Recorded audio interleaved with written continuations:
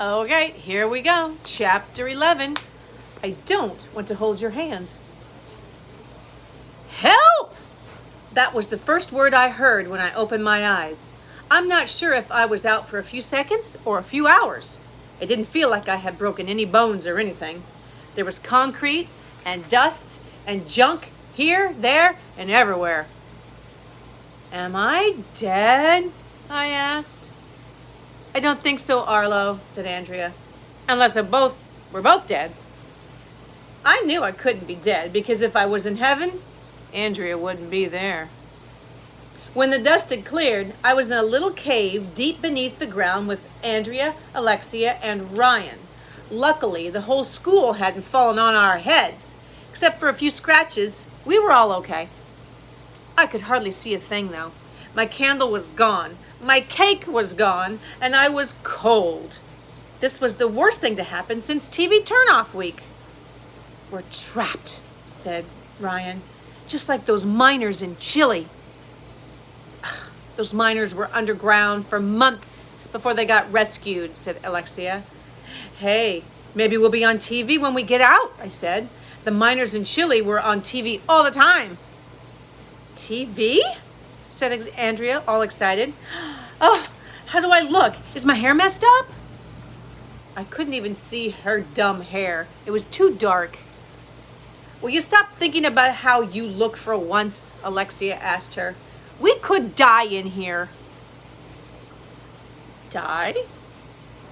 I hadn't even thought about dying until Alexia brought it up. I wished I could run away to Antarctica and go live with the penguins. Then I heard another voice. In the distance, it was coming from far above our heads, and it sounded like Mr. Harrison. Are you kids okay? He yelled. I feel fine, yelled Andrea. An emergency rescue crew is coming. They have a giant drill. We'll have you kids out of there soon, he yelled. Wonder where they got a giant drill, I thought. From Giant Rented Drill? I don't know. You can rent anything there, said Mr. Harrison. What about Mrs. Mentry? Andrea asked. She's not with us. Oh, she's okay, said Mr. Harrison. Just before the cave-in, she crawled out of the hole that Digger dug in the playground. I'll bet she's really mad, said Ryan. She'll probably never visit our school again. Mr. Harrison told us that it might take the emergency rescue crew a few hours to drill a hole through the cement and pull us out. He sounded very upset. I should have known better, he said. I never should have let you kids go down there. It's okay, Mr. Harrison, Andrea said to him. I sat on the floor between Andrea and Alexia, and Ryan sat across from us, and there wasn't a lot of room, so we had to sit close together. I'm scared, said Andrea. What if they can't rescue us? Hold my hand, Arlo. I'm not holding your hand, I told her. Hold Ryan's hand. I don't want to hold her hand, Ryan said. Well, I want to hold your hand, Arlo, she said.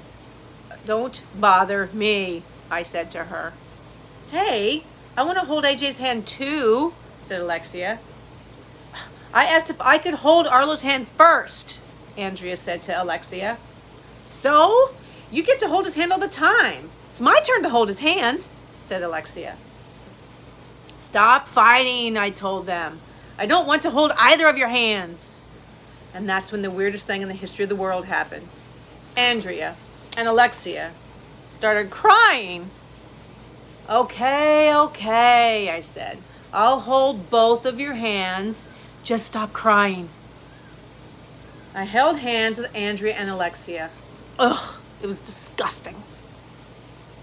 Ooh, you're holding hands in the dark with two girls, AJ. You must be in love with them.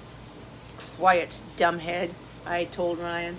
I had to sit in the dark and hold hands with Andrea and Alexia for like 1,000,000 hours. I thought I was gonna die. Isn't this romantic, Arlo? Andrea asked. No. I wish we still had our candles, said Alexia. Candles are so romantic, said Yeah, I said. People must have been romantic all the time before Thomas Edison invented the light bulb. We were down there for 1,100,000 hours. It didn't seem like we were ever going to be rescued. Arlo, Andrea said. Do you want to know a secret? No. In case we don't make it out of here, I want to tell you something, said Andrea. Something I've been wanting to tell you for a long time. I don't want to hear it. She loves you, said Alexia. That's not what I was going to say, Andrea said. What I wanted to say was... But she didn't get the chance to finish her sentence because at that very moment, we heard a loud drilling sound from above us. They're coming to rescue us, I shouted. We all cheered. Finally, I could let go of those girls' hands. The drilling got louder, and a few minutes later, we saw a little hole open up above our heads. Mr. Harrison put his eyeball up against the hole. When are you going to get us out of here? I shouted up at him. Any time now. It won't be long. I'm fixing the hole. I'll get you. I promise. We can work this out. Mr. Harrison wasn't making any sense at all. What should we do? I asked. I need you. See that big rock over there? Move it over to the side so the drill can get through. I tried to move the rock, but it was just too heavy. I'm so tired, I groaned. Ryan and the girls crawled over to help. Dig it, Mr. Harrison told us. Carry that weight. All together now. Don't let me down, kids. All four of us pushed against the rock as hard as we could. Finally, with a little help from my friends, I was able to slide it out of the way. Okay, said Mr. Harrison. We're going to drill again. Wait now, get back. We moved out of the way and the drill started up again. It was really loud. Pieces of cement were falling all around us, and it was scary and cool at the same time.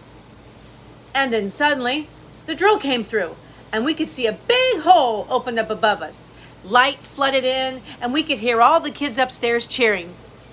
Here comes the sun, I shouted. We're saved, Andrea yelled. We were about to climb up through the hole when I heard a noise in the corner, and there was movement. What's that? Andrea asked. Maybe it's the squirrel, said Ryan. It's not a fried squirrel, said Andrea. It's a live squirrel. It's Digger. I think I'll go ahead and read chapter 12, and then that is the end of this book. See you in a little bit.